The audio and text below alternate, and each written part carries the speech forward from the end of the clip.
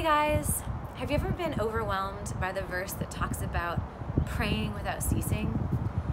I used to think that was impossible, but here's the thing.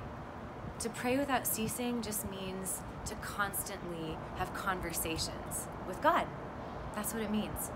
Whether you're shopping and you can't decide on what shirt to buy or whether to buy it at all, if we leave space for Holy Spirit to converse with us, to talk to us, we'll hear him because he's always talking.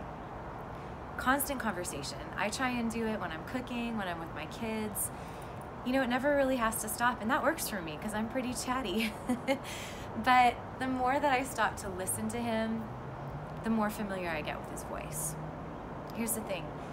We can constantly be giving space to talk to God, to converse with him, or we can just do our own thing.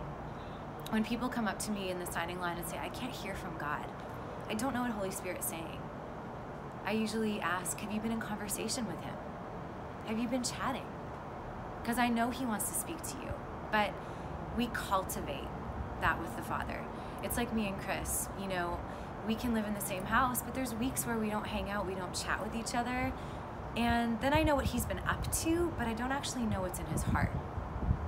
God knows what you're up to, but he wants to know your heart. He wants to hear from you. So just don't hold back. If you need answers, go to him, the little and the small.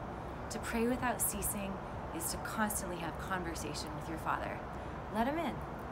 Have a great week.